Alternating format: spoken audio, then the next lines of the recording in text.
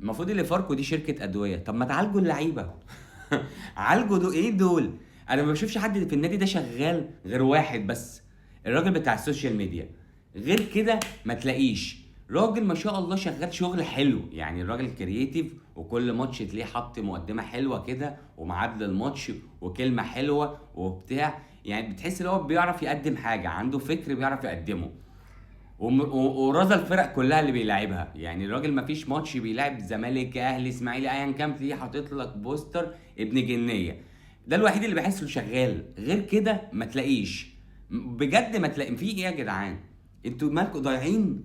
ده انتوا ضايعين قوي، ضايعين خالص. ده ايه ده؟ بس صحيح، قول لي إيه اخبار البالونه؟ حلوه صح؟ جميله البالونه.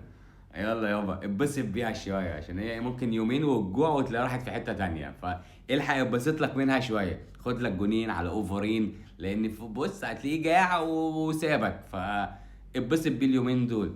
وكلكم بقى، والجون اللي جه في مصطفى شلبي، مصطفى شوبير ده، يا فرحة ابوك بيك بصراحة. ايه يا ابني ده؟ يا بختك يا محمد شناوي. الواد قاعد على الدكة، عارف، بطنه بتضحك، مبسوطين بس. اسعد واحد النهارده محمد الشناوي. شوف الاهلي كسبان 4، هو مش مبسوط بالاربعة، هو مبسوط بالجون اللي دخل في مصطفى شوبير.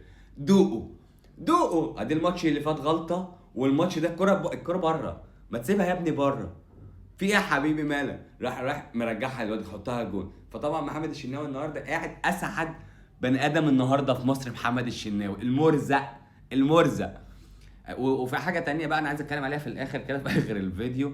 الحكم محمد معروف بصراحه حكم كويس، حكم ماتش، وعجبني جدا بالطرد بتاع محمد هاني، لان من النوادر انك تلاقي حكم مش خايف من التيشيرت، مش خايف. انت اهلاوي بتاع، اسمع الكلام، انا بقول لك اطلع من هنا، انت عمال تنفض لي وانا اندهلك وتنفض لي اندهلك وتنفض لي، خد انذار في طرد يابا وريحنا. فبصراحه الحكم عجبني في اللقطه لانه ما خافش. وبصراحه برضو الفتره يعني الجوله اللي فاتت والجوله بتاعت اللي لسه بادئه النهارده ولا بادئه امبارح، الحكام لحد ما مختلفين عن كل موسم. فيعني هتمنى لهم ان يعني التوفيق بصراحه، وهدعمهم حتى لو غلط، طبيعي يغلط. بس يعني انا مبسوط، يعني انا مبسوط ان الحكام لحد ما شايفه شغلها. لو اول مره تشوفني ما تنساش تعمل لي فولو. والمفروض الاهلي تعادل ماتش وكسب ماتش، ان شاء الله يخسر الماتش الجاي. احلى مسا عليكم.